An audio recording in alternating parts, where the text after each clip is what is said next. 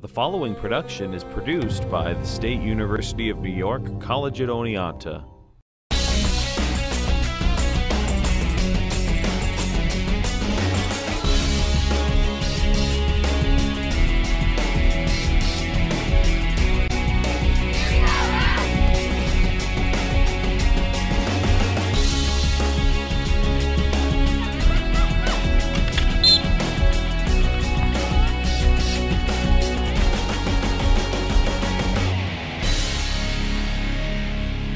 Good evening and welcome to another edition of Inside Red Dragon Sports. I'm your host, Geoff Hassard, Assistant Director of Athletics and Sports Information Director here at SUNY Oneonta.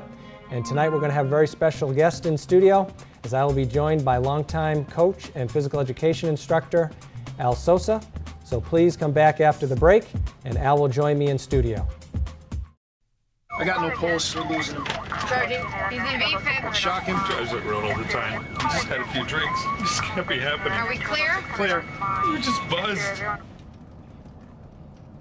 Just buzzed. You didn't tell us that, sir. You're right, this isn't happening. He'll be fine. I feel good. Really? No, not really. Buzz driving. Clear. Maybe we should stop acting like it's no big deal. VFib. Shock him. Welcome back. Joining me now in studio, a longtime head wrestling coach, physical education instructor, Al Sosa. Welcome to the show, Al. Hi, Jeff. How you doing? Glad to be here. Well, I'm certainly glad you had enough time, take time out of your busy schedule to come by. And we're going to talk about a lot of the history of the college and maybe the athletic department.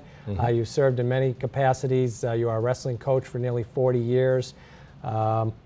I really want to kind of go back to the beginning, though, and how you got, found your way to Oneonta. You were an outstanding wrestler, 4-year SUNY champion at Cortland. Can you tell us a little bit about that experience? Well, I guess I got to Cortland kind of because of high school coaches. And initially, my father wanted me to be an engineer. And he had worked for a lighting company, and nobody in the family had ever gone to college. He wanted me to go to college, and because he worked with engineers, he thought that would be a good thing for me to be. So I had the grades, and I could have done that, but I had a little bit different idea because of my exposure to sport in high school and involvement with coaches, and then a number of the coaches had encouraged me to apply to the colleges that they had gone to. And so I had visited a number of schools, and because of cost and other things, I ended up going to Cortland. At Cortland, I played football, wrestled, and tried lacrosse for the first time, which I really enjoyed because I was kind of a contact sport type of guy, if you know what I mean. Yeah. So it was a situation that when I graduated from Cortland, I had a pretty good career in wrestling. Football and lacrosse weren't as much involved, but did play and had background there. Oneonta was looking for a wrestling coach. And the person who was then the head wrestling coach, Fran Daly, was going to move to a position in administration in the area of financial aids, relatively new position. So he invited me to come here, and I interviewed and so forth, and was offered the position, which I was very excited about. And when I started, I was the youngest college wrestling coach in the country. And that led to some interesting events, if we have a chance to talk about. But that was kind of a neat thing. And I was always, referred to as a young kid on the block and that sort of stuff, coaching, and created some challenges, like going to an airport and trying to rent a car, and I wasn't old enough to rent a car, at a national championship and things like that. But that was kind of how I got started. Now, in the early years, as you said, Fran Daly was our coach, the wrestling program, which now this year will celebrate its 50th year as a sport at the college, which is, that's pretty amazing, especially when you think of a lot of people are eliminating the sport of wrestling and, due to costs and other things like that. But we've been able to survive.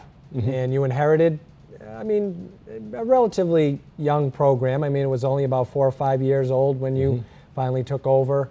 What was that like? Not only were you young, but now you had to establish a program. Right. A program that was pretty young at the college. So, well, it seems like everybody else that was here was a basketball coach, to be honest with you. And that was a challenge because I was trying to explain to the other administrators and coaches what the needs were for wrestling. And I was fortunate, though, because we had our own room, so we didn't have to share a facility, so that was good. I had a gentleman that was the chairman of the department, was also the director of athletics by the name of Hal Chase, who the building is named after, who wanted to win the Governor's Cup, as it was called at that time, and we needed to have wrestling. So there was a need for us to have a program, and they wanted us to do well.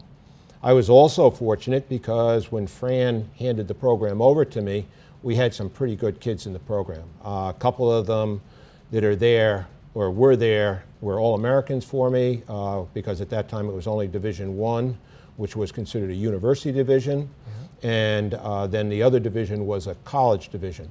And we were in the college division, and two of the fellows who are in the Hall of Fame, Brian Lamb and Gary Lear, were initially on that team with some other pretty good wrestlers. So I inherited a program with some pretty good talent. And of course, the thing that was neat, I had beaten Brian Lamb the year before in the conference championship. So there was always a little extra battle going on in the practice room when he and I would scrimmage when practices were over. And Gary Lear was just the weight class above. And so we had some real neat workout opportunities, which I just loved as a young man at the time. And then it was a matter of me learning how to recruit. And that was quite a process, to be honest with you.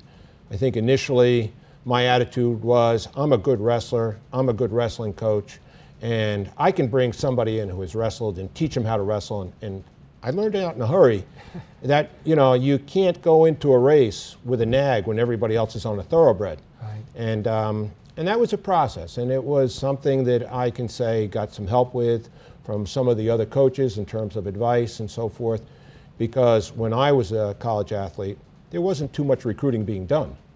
And so the whole system kind of evolved during the time that I started coaching to when I left. Now, because you say that, not a lot of recruiting going on. I mean, did anyone even, I mean, you just applied to Cortland, you went to Cortland. I mean, was there any, were you contacted by a coach? I mean, was there any recruiting there? Or? Well, I can say that my high school coaches, both football and wrestling, one had gone to Springfield and another one had gone to Ithaca. The football coach was a very good coach. He went to Springfield. And he had Springfield get in touch with me, and he had Ithaca get in touch with me for football. And I was recruited pretty heavily for football.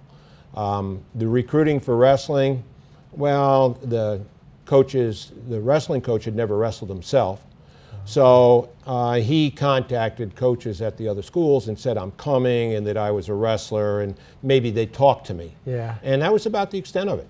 Right. I actually went, when I was at Ithaca, I went on a team trip with Ithaca, which was totally out of the question today, but I rode on the bus with the Ithaca wrestling team to wrestle Hartwick.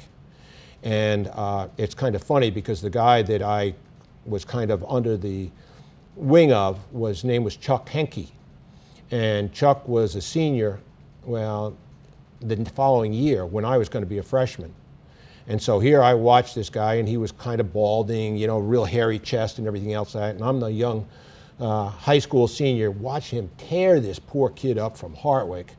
And the next year as a freshman at Cortland, when we wrestled Ithaca, who stepped across the mat on the other side from me? Yeah. Chuck Henke. So, and the funny thing is, the funny evolution of it was, Chuck Henke's son came to Oneonta State and wrestled for me. So, you know, it's kind of a family situation, and it's a neat thing. And Chuck and I are still friends to this day. Now, when you talk about wrestling, when we look at other sports, I mean, everyone tries to create that family kind of bond and team chemistry and that kind of stuff. It seems like at the Oneonta program, and even continuing with Dwayne Ritter, it seems like that's kind of how it's gone. I mean, you've had wrestlers who, to this day, you're still in contact with. I mean, maybe we can talk a little bit about some of the, you know, the outstanding wrestlers that you were able to coach and some of the kids and All-Americans. But is that the way you operated? Because I know we've talked before, and for you, it was never about wins and losses. I mean, no, it wasn't really. It was really about the kids and the student athletes and letting them get a great education, competing at a high level, and then moving on to this is your life. Right. So can you talk a little bit about that family atmosphere? And well, I think that early on, I developed an attitude that, one, you want them to look at the team as their family. It was a fraternity that you sacrificed, you worked hard, you had a tremendous amount of dedication. I mean, unlike other sports, the diet aspect is such a critical part of wrestling, and being at a competitive weight class. And if you're not at the right weight class, you're not necessarily going to be competitive, and it can be too light. You can try and lower your weight so much that you're actually weakening yourself. And you know, that was a challenge sometimes, because some athletes came with that kind of approach. So a lot of times I felt it was important that I dealt with the parents to explain what our goals and objectives were. And I was fortunate enough to have contact with a doctor by the name of Greg Xanthaki early on. And Greg lives in this community, but at the time he was on Long Island. He was in the Huntington area, and his son George came and wrestled for me. And Greg was a urologist, still is, and one of the things he was working with was a process of predicting body weight based on skin fold. And so he and I did that kind of analysis with all our wrestlers way before it was popular at the high school level, and way before it was done at the college level. Right. So, you know, it was able to do some innovative things in an early time. Also, the idea of talking with the parents and explaining about my philosophy about weight loss, competitive weights, trying to have their sons in a healthy state, the importance of the academics, and that we weren't going to sacrifice academic performance for wrestling because they had to pull so much weight that they couldn't study. And those, right. So it was a kind of an all-encompassing approach, because the health and wellness, sometimes with wrestling and the weight loss, can be an issue and a concern for parents. So that became very obvious and very evident early on in the recruiting process when you talk to parents. Then we got to the point of trying to have the parents involved in, well, we can't really call it tailgating, because tailgating is an outside type of event.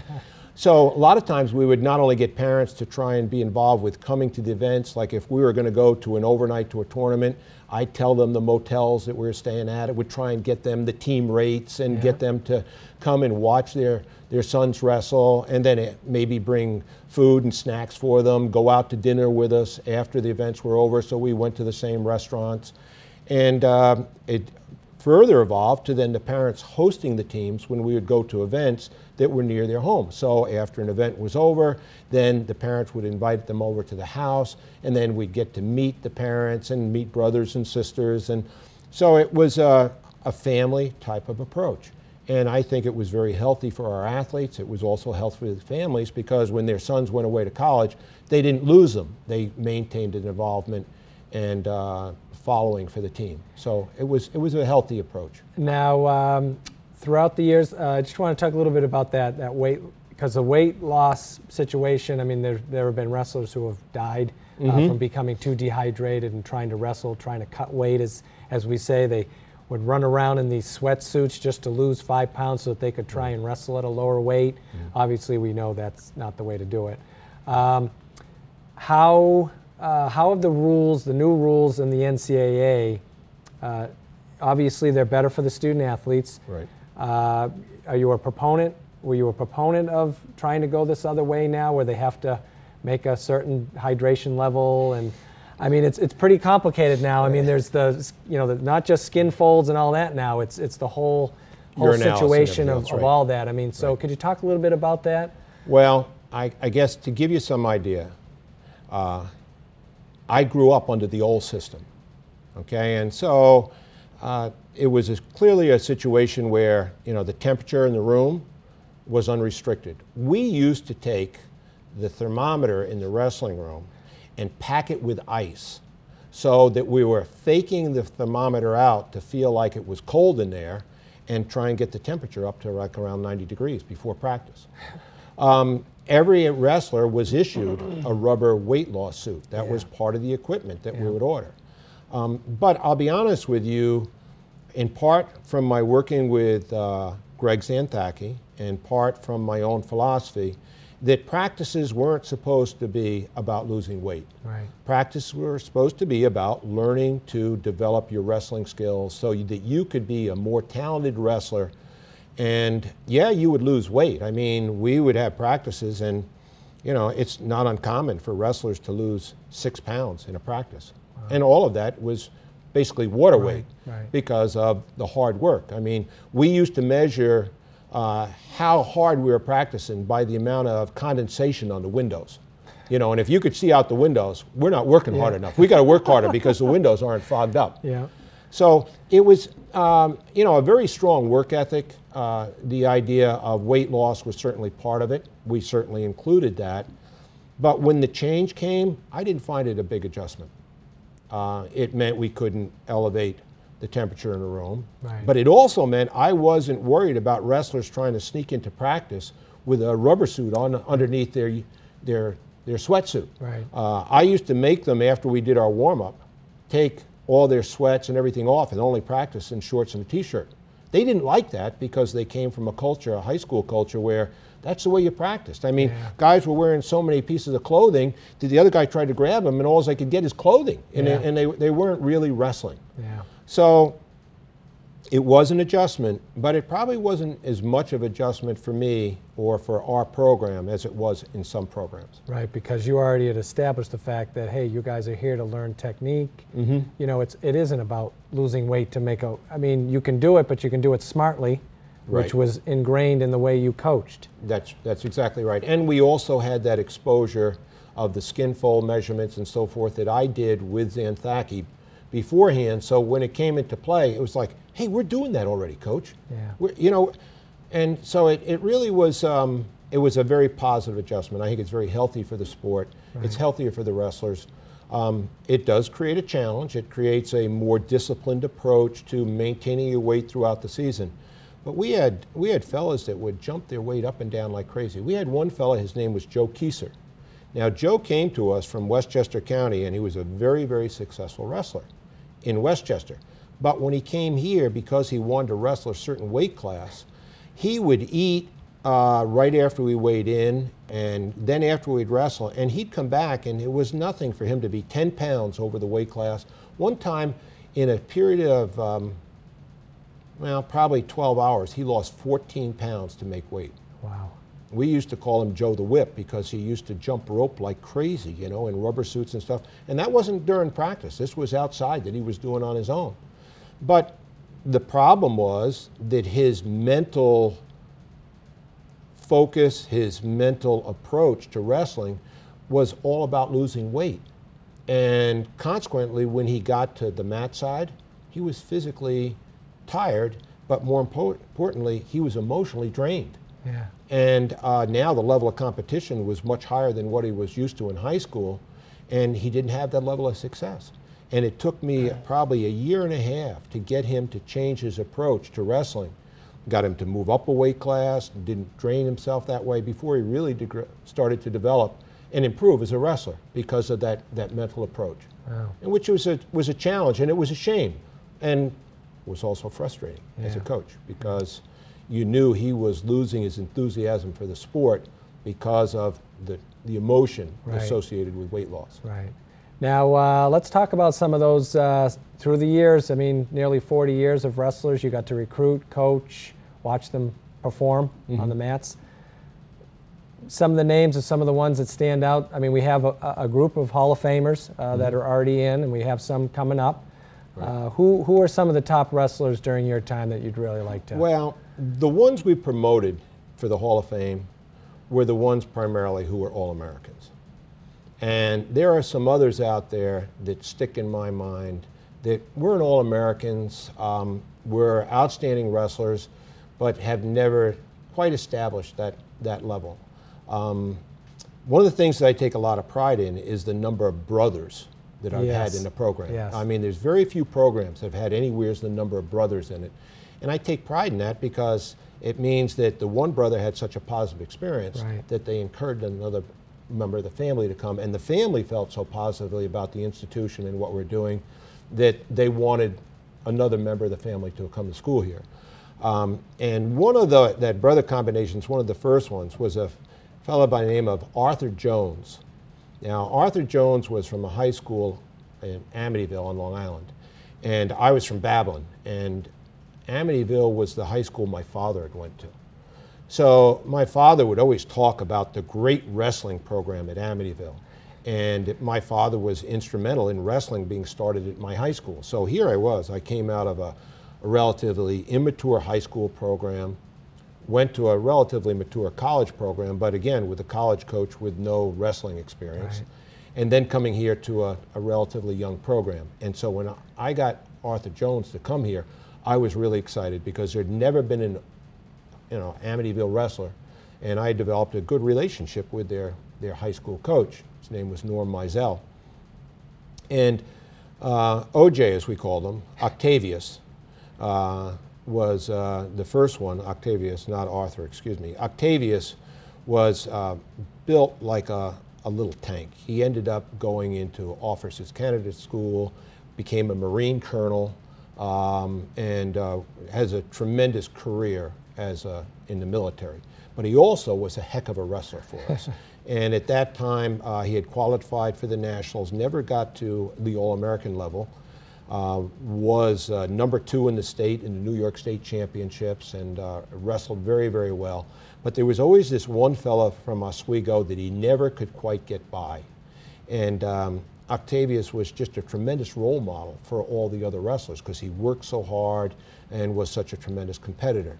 And then we brought his brother here, Arthur. And Arthur was just the opposite. Arthur was this, kind of crazy guy that was extremely talented, but wasn't disciplined. And he would do all these unorthodox things. He was OJ by the book, everything you taught him he'd do.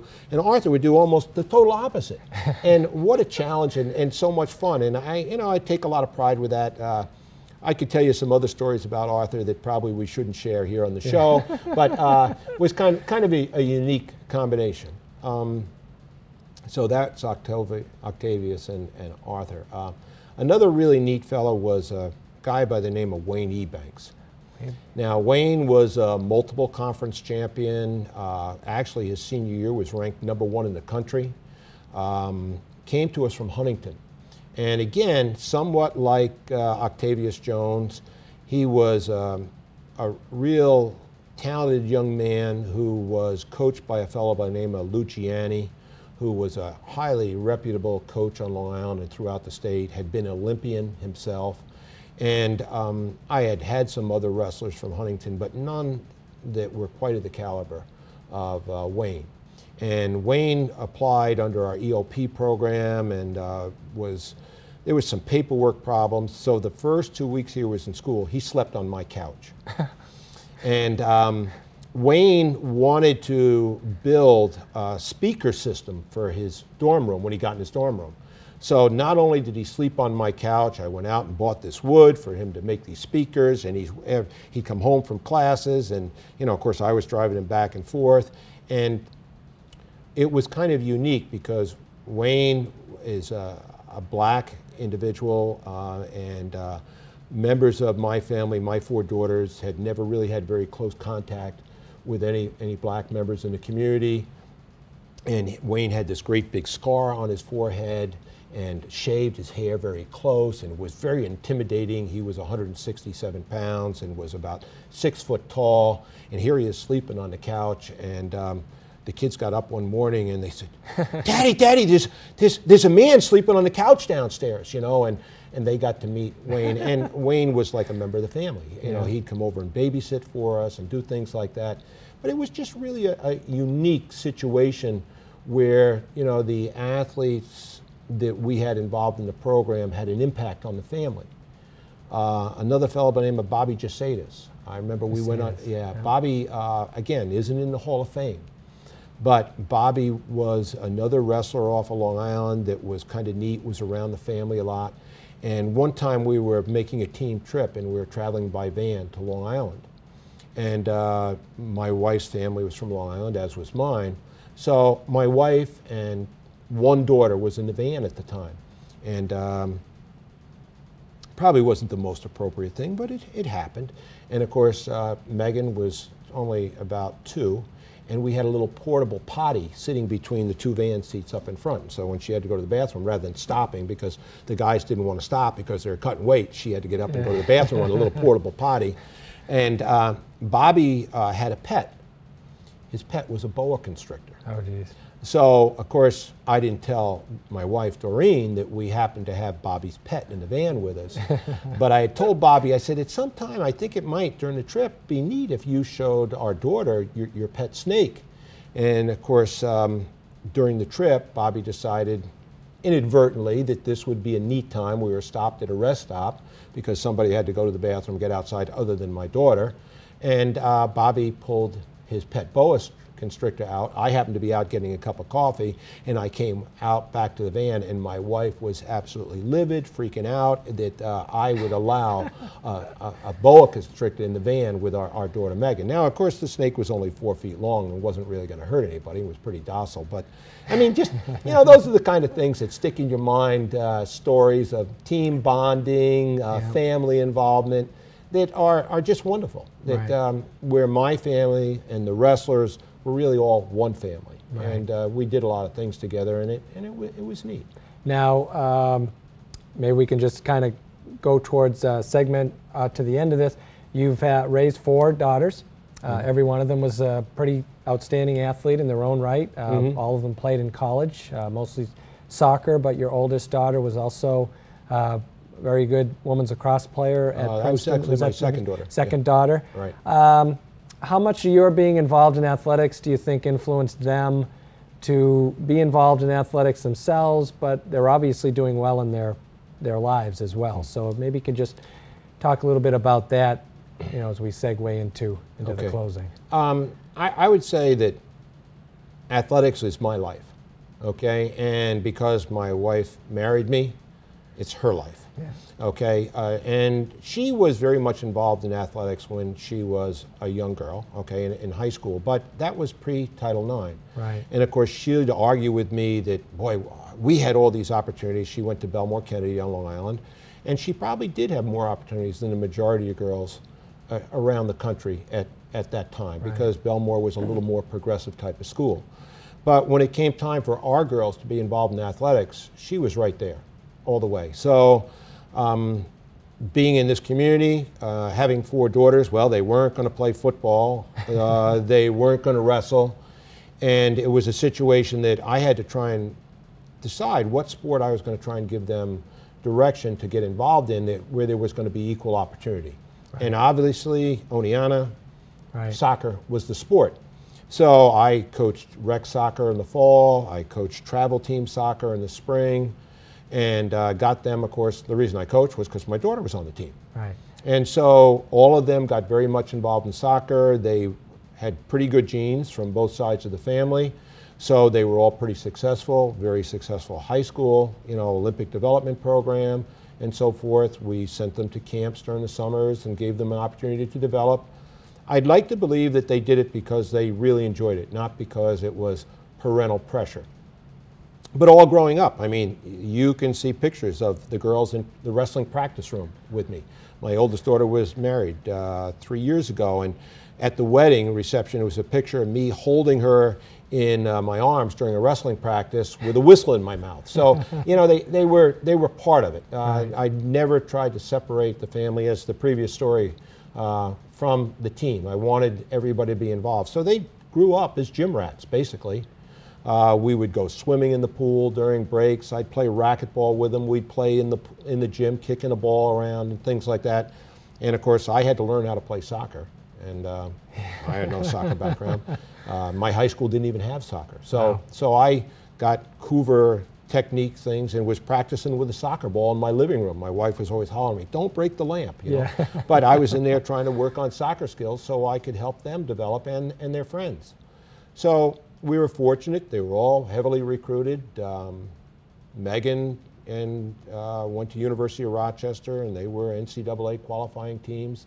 Kelly went to Princeton, and you know, again, NCAA tournaments and team captains. Aaron ended up graduating from Johns Hopkins, did play a season here for us as well.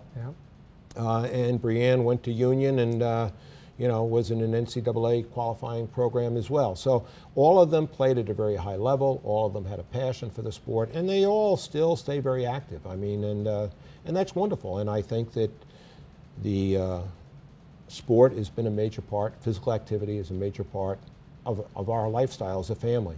You know, my wife probably works out more now than she did at any time during her life. I mean, it's nothing for her to go to Health Links and participate in a fitness class and then go out and walk. I mean, she's working out 2-3 times a day. Right. Must be nice to be retired. Yeah. I'll find out. Yes, you will very soon. I'll find out. Yes, and certainly athletics has been an important part of your life, as you said, and I think that's why I wanted you on today, because you could give us a little history of how Oneonta was when you came here, and now I certainly think I would like to have you back another time to talk about our physical education program. I would very much enjoy that. Before you retire in the spring, because that's really what you were first. You were a physical education instructor who happened to be the wrestling coach. You know what I mean? Yeah, okay. So I know that that's a passion for you as well, and I'd love to have you back to talk about that sometime. Okay. Well, thanks for you, coming Geoff. by today, Thanks Al. for coming. Nice to be here. All right. Well, I'd like to thank Al Sosa for coming by today, and I'd like to thank you again for joining us on Inside Red Dragon Sports. Enjoy your week, and we will see you next Monday evening.